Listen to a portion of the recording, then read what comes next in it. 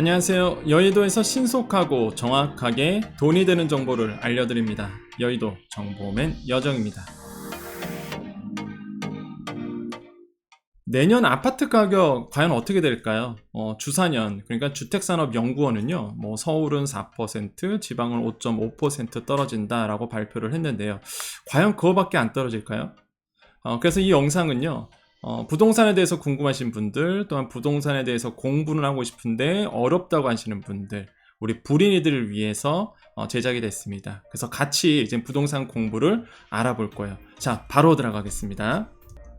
자, 그 주사년, 그러니까 주택산업연구원이 내년 주택시장 전망을 발표했습니다. 그래서 이걸 가지고 많은 유튜버들이 이 자료를 가지고 서울 4% 떨어진다, 지방 5.5% 떨어진다라고 얘기했는데, 그 주사년은요, 사실 그 주택에 대해서 굉장히 긍정적으로 봅니다. 그러니까 이 표를 가지고 유튜버들이 마치 자기 이야기인 것처럼 얘기하는데, 굉장히 긍정적, 좀 있으면 이제 알게 되거든요. 어느 정도로 사실 부동산 시장을 긍정적으로 보고 있는지를 좀 있으면 이제 알게 될 텐데, 어쨌든 간에 주택 매매가는 전년 말 대비해서 3.5% 이제 하락을 하고, 전국 아파트 매매가도 한 5% 정도 떨어질 전망이다라고 이제 보고 있는데, 자, 요 차트 잠깐 보겠습니다. 자, 주택 매매 이렇게 나오는데요. 일단 전국 같은 경우에는 23년도에 이제는 3%, 이게 우리가 여러분 공부하실 때 이렇게 삼각형 모양 있는 거는요, 이제 마이너스 이렇게 이해하시면 됩니다. 자, 그러면 3.5% 떨어진다 이렇게 돼 있고, 서울은 2.5% 주택입니다. 그 아파트는 어떻게 돼 있느냐? 자, 전국 봤을 때 5% 떨어지고, 그다음에 수도권은 4.5% 떨어지고, 서울이 이제 4%, 지방이 이제는 5.5% 떨어진다. 이렇게 이제 조사를 했어요. 주사년이.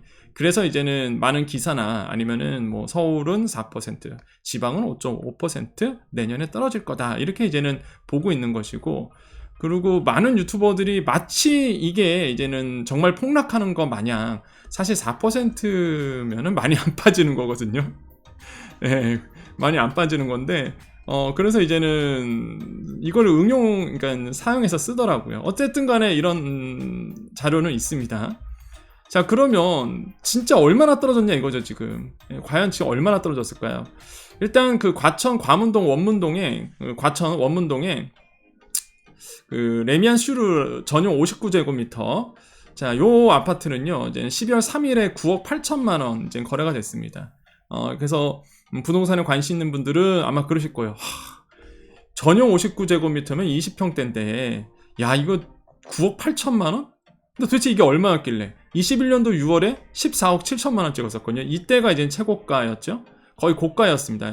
그거에 비하면 지금 이제 5억 9천만 원이 빠진 상태예요. 사실 많이 빠졌죠. 고점 대비해서 많이 빠졌는데, 여기서 보면 이제 많은 분들은 더 빠져야 된다, 이런 얘기를 하고 있고, 또 불임동이죠. 대장주 아파트예요. 과천 불임동 대장주 아파트 중에서 센트럴파크 프로조 서밋 84제곱미터 이제 30평대입니다.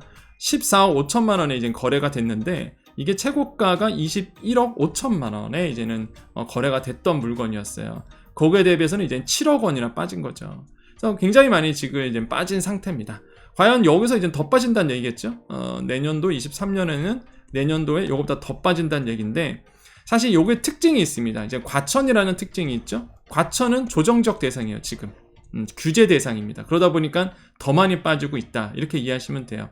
어쨌든 간에 부동산 하락기는 맞고요, 계속적으로 지금 부동산은 빠지고 있는 상태다.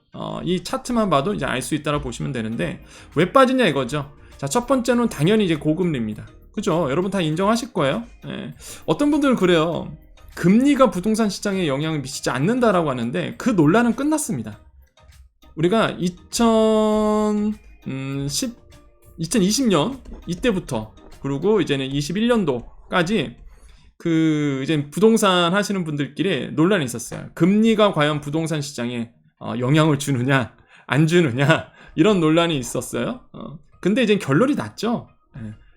금리가 영향을 주죠. 왜? 지금 고금리 되다 보니까 부동산 아무리 규제 풀어줘도 오르지 않고 있습니다. 물론 앞으로 어떻게 될지 몰라요. 규제를 많이 풀어주고 있어서 지금. 어쨌든 간에 금리가 너무 오르다 보니까 이제는 주택을 사실 수요자 입장에서는 부담이 될 수밖에 없는 거죠. 그래서 이미 결론은 나왔다고 보여집니다. 그 당시에가 공급, 공급이 없어서 오른다 이거요. 아니다. 저금리여서 오르는 거다. 이렇게 싸움이 있었어요. 이렇게 공급이다, 금리다 이러다가 뭐 지금 결론은 나온 상태입니다. 금리가 부동산 시장에 크게 영향을 미쳤다. 왜? 우리나라에 특별한 사유가 있죠. 그렇죠. 레버리지를 끌어서 쓰시는 분들이 굉장히 많았습니다. 빚을 내서 이제는 갭 투자하시던지 빚을 내서 사시는 분들이 굉장히 많았거든요. 그러니까 더 영향을 받을 수밖에 없는 거죠. 두 번째로는 경기 위축이죠. 앞으로 경기가 안 좋아질 거야. 계속 내년도 23년도는요 확실히 경기 위축입니다. 오늘 제가 방송 가서 침체라는 표현까지 썼는데 확실히 내년도에는 안 좋아요. 좋을 수가 없죠 사실. 경기 부양책을 쓰지 않는 한 사실 살아날 수가 없는 시장인데 과연 지금 인플레이션이 아직도 떨어지지 않고 있는 상황에서 경기 부양책을 내놓을 리가 없겠죠. 그렇기 때문에 당분간은 이제는 고통스러운 기간으로 간다. 그래서 경기가 위축이 되고 침체가 될 가능성이 굉장히 크고요. 세 번째로는 부동산 세제 정상화 지연 이 표현을 하는데 요거 좀 이따가 제가 얘기해 드릴 겁니다. 부동산에 관심 있는 분들은 요 포인트를 잘 아셔야 돼요. 왜 그러냐면 세제 정상화 지연한다고 하잖아요. 그러니까 규제를 안 풀어줘서 지금 부동산 가격이 더 떨어질 거다 이렇게 보고 있는 건데 지금 다 풀어주려고 그러죠. 지금 양도세만 빼고 지금 일단 오늘까지 나온 게 종부세 지금 내년도 여야 합의됐죠. 이거 통과됩니다.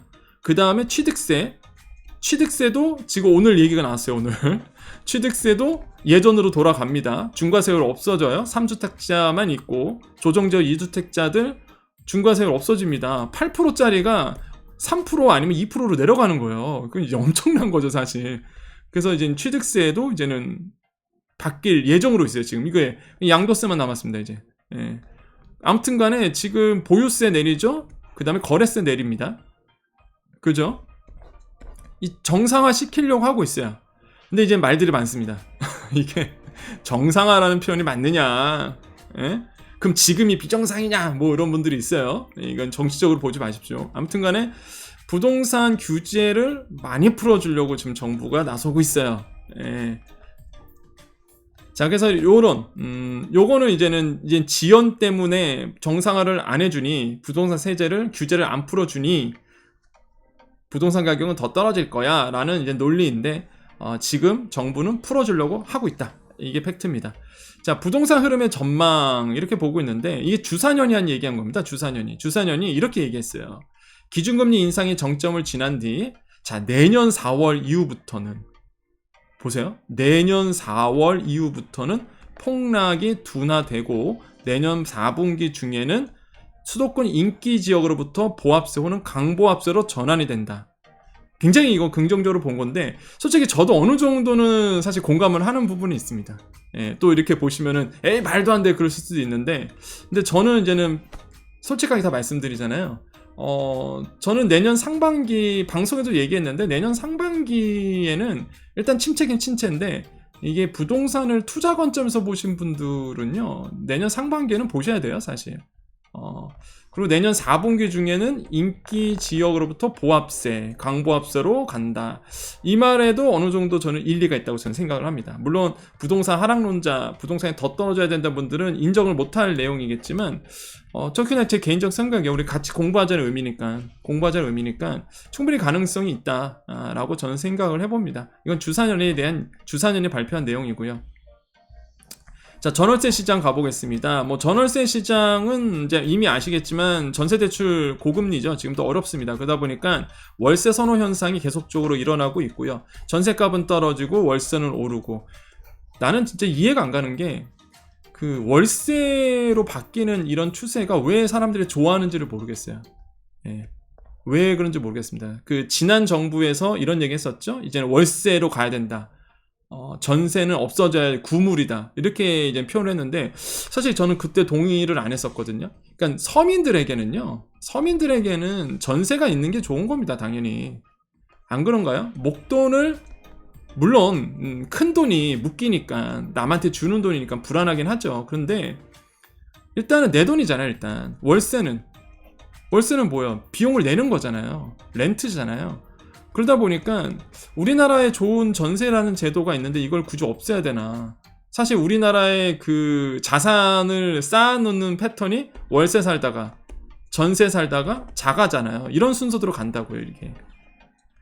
전세에서 이제는 돈을 묶어놓고 열심히 모아서 이제는 자기 집 마련하는 이런 단계로 갔었는데 이 고리가 딱 끊겨버리는 거거든요. 그러니까 월세 살면 진짜 힘들어요. 왜냐면 비용을 계속 내야 되니까. 사실 저는 이런 현상 좋지 않다고 보는데 월세는 계속 오르게 됩니다, 지금. 이게 꼴쓰고 올라요. 여러분 냉철하게 보셔야 돼요. 이게 과연 좋은 현상인지. 저는 뭐 서민들에게는 좋은 현상은 아니다라고 생각을 해봅니다. 어쨌든 간에 지금 이런 상황으로 가고 있고요. 뭐 주사년은 뭐 이렇게 전세는 떨어지고 월세는 오를 것이다. 이 말에도 어느 정도 동의를 할 수 있는 부분이겠죠. 자, 부도 건설업체가 증가될 것이다. 얘 겁을 주네요. 이 겁나 겁줍니다. 고금리 집값 급락, 그죠? 고금리와 집값이 급락한다. 프로젝트 파이낸싱, 부동산 프로젝트 파이낸싱이 중단되고, 이게 뭐냐면, 이제 대출해 주는 겁니다. 이제 뭐, 프로젝트 파이낸싱에 대해서 얘기하면 말이 너무 길어져서, 그냥 아무튼 간에 부동산 쪽에 이제 대출해 주는 거, 뭐 고금리, 집값 급락, PF 중단으로 인해서 상반기에 부도 위기에 처하는 건설업체가 급증할 수 있다는 우려. 이거는 정말 저도 우렸었습니다. 특히 그 지방에 있는 건설사, 중소건설사들은 돈이 묶여 있어요, 지금. 그래서 미분양이 계속 지금 되게 심하거든요, 미분양. 대구 지역이라든지 지방은 미분양 많이 나오고 있습니다. 그래서 미분양이 계속 이루어지면 건설회사 무너지죠. 그 다음에 브릿지론, 그러니까 건설사 입장에서는 이걸 대환대출이라고 얘기하죠. 그 다음에 ABCP라고 해갖고 자산 유동화 기업법인이라고 해서 이걸 채권을 이제 발행해서 이걸 유동화 시키거든요. 그러니까 어려운 얘기니까 넘어갈게요. 나중에 제가 시간 되면 얘기해 드리겠습니다. 아무튼 간에 건설회사들이 땡겨오는 돈이에요. 건설회사들이 돈을 땡겨올 수 있는 거. 대환이 이제 막히면서 건설업체의 자금난이 이제 증폭이 되겠죠. 그렇게 되면 어떻게 되겠습니까? 부도 일어나겠죠. 미분양 계속 일어나면 부도 일어나고, 그 다음에 하반기부터는 이제는 뭐가 돼요? 아니, 건설회사가 돈을 못 갚는데 누구한테? 은행들한테. 근데 어떤 은행들? 이금융권. 이금융권은 저축은행만 있진 않아요. 이금융권은 뭐 카드회사부터 시작해갖고 여신 다 하는 이런 어떤 금융회사들 다 이금융권이라고 얘기합니다. 보험회사 이런 것도 다 이금융권이고요.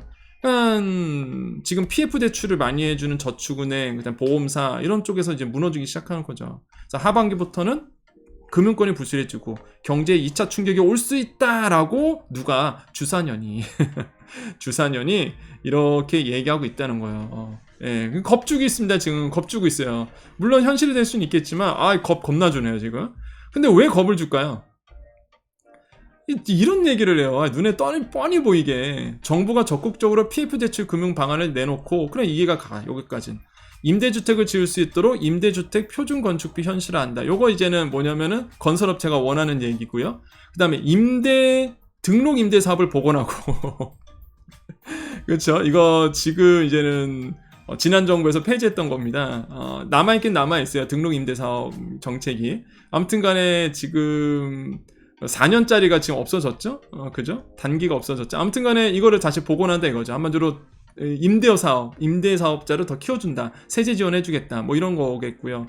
비정상적인 주택 보유 거래 과세를 정상화하는 방안. 아까 말씀드렸죠? 이제 보유세, 뭐 종부세라든지 취득세, 아니면은 뭐 양도세 중과, 뭐 이런 것들을 이제는 정상화하는 방안. 그래서 이렇게 하고 있는데 사실 이 내용이 건설업계나 부동산업계에서 되게 원했던 내용입니다. 그죠? 그래서 이제 부동산이 더 떨어져야 된다 하시는 분들에게는 이거가 좋은 얘기가 아니죠, 사실. 이렇게 되면은요, 부동산 떠받치게 되거든요. 그러니까 하락을 이제 줄어들게 됩니다. 갭 투자 들어갈 수 있어요. 이렇게 되면 이제 갭 투자 들어가는 겁니다.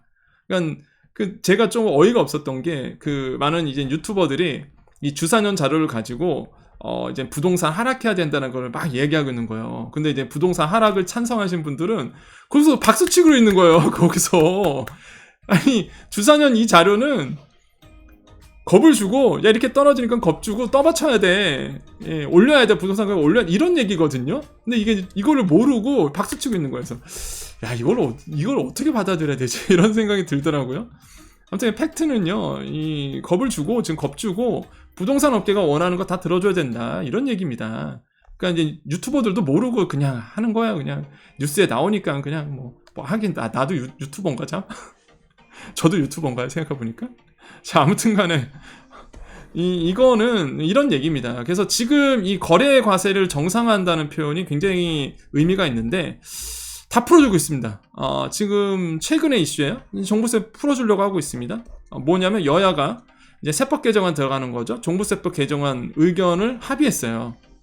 첫 번째가 뭐냐면 중과세율 적용하는 다주택자 범위 이거를 3주택자 이상으로 축소했습니다. 무슨 얘기냐면 예전에 그 2주택자도 다주택자로 봤어요. 그러니까 조정 대상 지역의 2주택자는 이제 다주택자로 봤거든요. 그러니까 무조건 2주택자 있으면 무조건 이제는 종부세 내는 거예요. 그런데 이제는 그 다주택자 범위를 3주택자 이상으로 보는 겁니다. 그럼 확실히 이제는 두 채 갖고 있어도요. 이제는 종부세 안 내요. 예. 괜찮죠?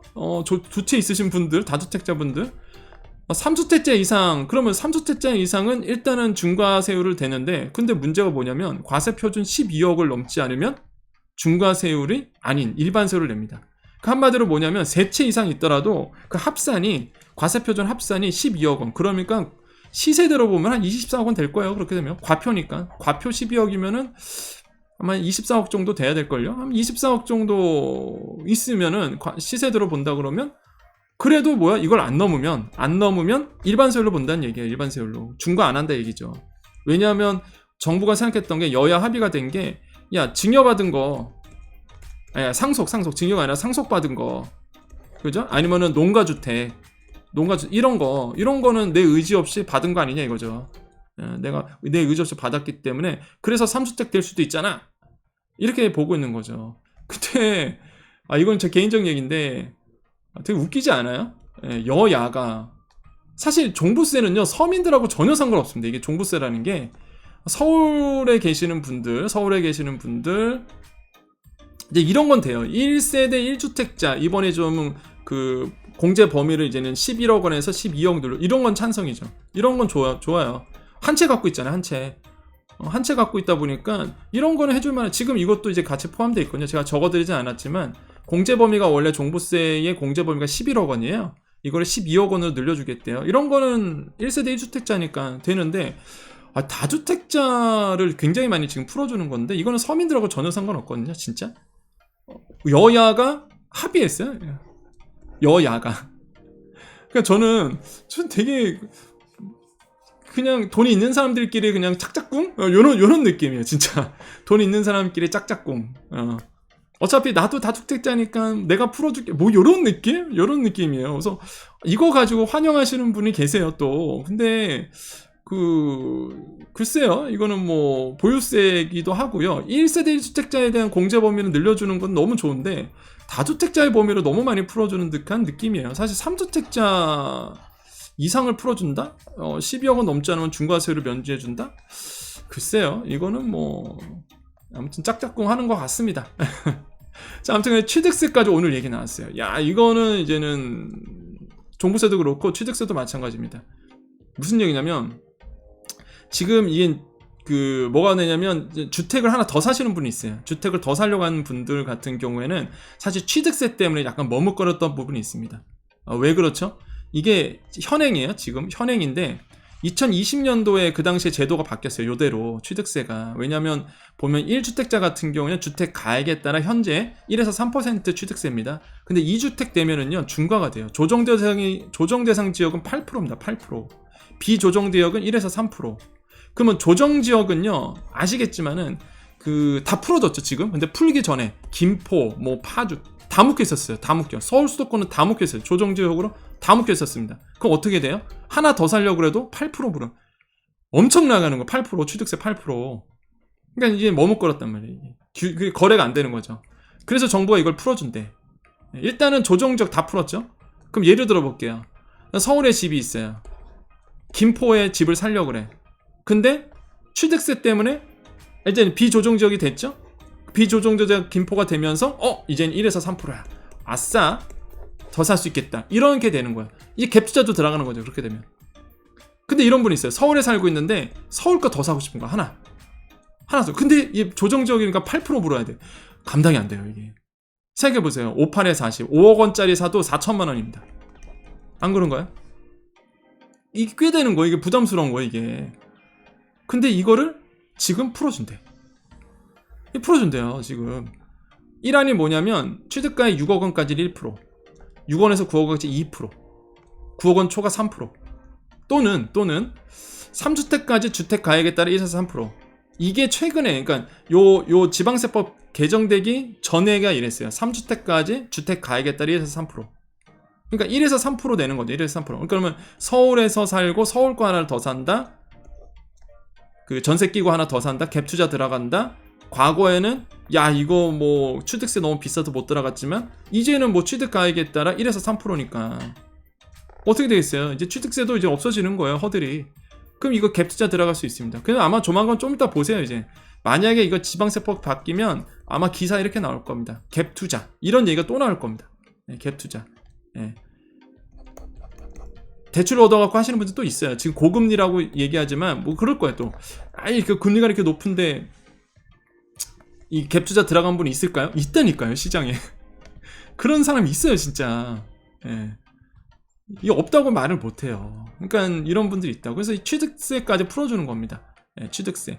요거를 잘 보세요. 그래서 지금 과연 정부가 어느 정도 풀어줄지는 모르겠습니다. 일단은 요거 얘기가 오늘 나왔어요. 오늘 나왔기 때문에 취득세 얘기가 이제 내년에 이렇게 한번 하려고 해. 정부가 운 띄운 거죠. 언론에 흘리는 거는요, 운 띄우는 겁니다. 이렇게 할 거니까 시장에서 대비해 이런 뜻이거든요. 그래서 요거까지 지금 나온 상태입니다. 그래서 지금 좀 훑어봤어요. 지금 뭐 내년 아파트 어떻게 될지 전반적으로 좀 훑어봤는데 앞으로 계속 좀 이해가 쉽게 되셨나요? 예, 제가 계속 좀 여러분 쉽게 좀 설명을 해드리겠습니다. 뭐 제가 전문가라서 얘기한 건 아니고요. 같이 이제 공부하자는 의미예요. 같이 이제는 우리 여정 패밀리들 또한 우리 많은 부동산에 관심 있는 분들 좀 재밌게 부동산을 접근하자. 그리고 어디에 치우치지 않고 무슨 막 하락한다고 해서 좋다, 상승한다고 해서 좋다 이런 게 아니라 그냥 너무 많이 이제는 유튜브를 보면은 이제 양분돼 있다 보니까 저는 딱 중립을 지키고 이거는 좀 맞을 것 같고요. 이거는 좀 틀릴 것 같고. 그래서 이것도 뭐 저의 의견일 뿐입니다. 그래서 같이 공부하자는 의미로 우리 조금 디테일하게 좀 알아봤습니다. 자, 여의도 정보맨 경제적 자유를 위한 경제공부 스터디입니다. 그래서 계속 저랑 같이 이렇게 부동산 얘기 계속 제가 해드릴 거고요. 그 다음에 무엇보다 또 보조금 얘기도 당연히 해드립니다. 한마디로 우리 정부의 이제 지원금 같은 거 이런 게 아마 이제 여의도 정보맨을 보는 많은 분들의 이제 도움을 받으려고 하는 분들이다 보니까 그래서 부분이다 보니까 제가 그래서 이제 정부에서 나오는 지원금 같은 것도 당연히 얘기해 드리고 계속적으로 이렇게 여러분의 그 경제적 자유를 위해서 부자 될 수 있도록 그래서 제가 부자 될 수 있도록 만들어드리는 채널이라고 그랬잖아요. 그래서 우리 경제 공부 이제 해야 돼요. 예, 경제 공부 이제 부동산 이제 저점을 하고 가고 있기 때문에 이제 공부를 꼭 하셔야 됩니다. 그 다음에 돈 버는 공부를 하셔야 되니까 저랑 같이 계속 공부할 거고요. 그 다음에 우리 여의도 정보맨입니다. 여러분 그 오늘 이 자료 제가 만든 자료인데요. 나는 이거 좀 다운 보고 싶다. 나는 이거를 조금 PDF로 내가 이걸 좀 보고 싶다 하시는 분들은 댓글창에다가요. 자기의 그 이메일 주소를 남겨주십시오. 이메일 주소를 남겨주시면 제가 이 자료를 보내드리도록 하겠습니다. 그런데 저를 사칭하신 분이 있어요. 저를 사칭하신 분이 아이고 난 미치겠어 진짜. 예. 아직 깜짝 놀랐어요. 제가 그 카카오톡에 여러분 속지 마십시오. 카카오톡에 저라고 표시해갖고 카카오톡을 만든 그 채널을 만든 사람들이 되게 많아요. 그래서 내가 어느 순간 되냐면 야 내가 유명해지긴 유명해졌구나. 막 상담한대 뭐 상담해주겠대. 그래서 저 아닙니다 여러분. 저는 절대 카카오 채널 없습니다. 카카오톡 채널 없어요. 그래서 그런 거에 속지 마십시오. 그 카카오톡 채널은 누구나 만들 수 있어서 그게 문제예요. 아우 내 얼굴 그냥 이렇게 딱 해놓고 내 이름까지 써놨어 또 이것도 해놓고 여러분 절대 속지 마십시오. 그래서 저는요 유튜브 안에서만 합니다. 유튜브 안에서만 절대 다른 채널에서 보지 마세요. 자 그렇게 해서 이제는 저한테 댓글에다가 이메일 주소 남겨주시면 제가 그 매일 요 자료를 드릴 텐데 다만 이 영상 올라오고 일주일 이 영상 올라오고 일주일 안에 드릴게요. 왜냐면 한 달 지났는데 메일 주소 남겨주시면 제가 또 찾아볼 수가 없잖아요. 또 못 보내드리니까 이 영상 올라오고 일주일 안에 댓글을 달아서 자기 이메일 주소 남겨주시면 제가 이 자료를 보내드리고 하고 이메일은요 요 메일로 가요. 요 메일로. 그러니까 절대 다른 메일로 오면은 여러분 그거는 해킹 자료입니다. 절대 여러분 열지 마세요. 자, 요 자료로 갑니다. PRUCC 네이버.com 요 메일로 전송이 되니까 여러분 그렇게 알고 계시면 되겠습니다. 그래서 다음부터는요, 여러분 이메일 말고 다른 방법으로 한번 해볼게요. 일단은 여러분 댓글 남겨주시면 이렇게 자료를 보내드리도록 하겠습니다. 자, 오늘 소비자 물가지수, 그러니까 오늘 새벽이었죠. 예, 오늘 방송 나가서요. 이제는 저기 소비자 물가 얘기하고 왔습니다. 오늘 뉴스고요. 그래서 옷 똑같죠? 예. 그래서 소비자 물가 지수가 7.1%, CPI 지수 이렇게 나왔는데 이런 것도 여러분 챙겨야 됩니다. 그래서 앞으로 제가 좀 챙겨 드릴 거예요. 그래서 제가 전문가라서 얘기한 건 아니고요. 그냥 같이 공부한다는 의미입니다. 그래서 제가 이제 같이 공부한다는 의미로 영상 만드니까 여러분 같이 공부하면 재밌을 것 같아요. 예, 아시겠죠? 그래서 오늘 같이 출연했던 서강대 경제학과 교수님인데 말씀 잘하시더라고요. 유명하신 분이죠, 여러분. 그래서 이렇게 같이 출연도 했고요. 이런저런 금리에 대해서, 경제 상황에 대해서 좀 얘기를 했었습니다. 그래서 앞으로 저랑 같이 이제는 공부할 겁니다, 여러분. 제가 왜 자꾸 우리 이제는 경제 공부해야 된다, 경제적 자유를 누리자라고 얘기하는 게, 공부해야 돼요. 이게 알아야 아는 만큼 보입니다. 항상 제가 학생들한테 얘기하는 게 아는 만큼 보여요. 경제도 아는 만큼 보입니다. 그래서 여러분 저랑 같이 우리 여정과 함께, 여의도 정보면과 함께 앞으로 이제는 경제 자유를 위해서 제가 같이 공부하는 시간 갖도록 할게요. 좀 쉽게 설명드릴 겁니다. 다만 제가 전문가에서 하는 거 아닙니다. 그 오해 말아주세요. 전문가의 입장에서 보는 게 아니라 같이 이제는 공부하자는 입장입니다. 공부하자는 입장에서 들어가는 거니까 이게 맞네 저게 맞네 그런 관점으로 보지 마시고요. 그냥 같이 공부한다는 초보자의 마음으로 같이 좀 했으면 좋겠습니다. 전 절대 전문가가 아닙니다. 아시겠죠? 자, 여정가족님들 오늘도 인사해야 됩니다. 여의도 정보 채널은요, 항상 희망적인 얘기, 긍정적인 얘기를 하고 끝냅니다. 처음 오신 분들은 아마 이게 뭐지라고 하실 것 같은데요. 자, 지금 이제 구독 버튼 누르셔서 여정가족이 되어주시고요. 여정가족은 항상 행복이 있습니다. 돈 버는 거 왜 돈 번다고 했죠? 그렇죠. 행복하기 위해서 돈 번 거죠. 돈 있어서 불행하면 안 버는 게 낫죠. 행복하기 위해서 우리는 행복주의자입니다. 그래서 자, 우리 긍정적인 얘기, 오늘도 잘 된다는 얘기 하면서 끝내도록 할게요. 자, 오늘도 우리 여정 가족님들에게, 우리에게 좋은 일이 일어납니다. 오늘도 우리에게요, 좋은 일이 일어납니다. 오늘도 우리에게 좋은 일이 일어납니다. 돈 많이 버실 거예요. 여기까지 여의도 정보맨 여정이었습니다. 감사합니다.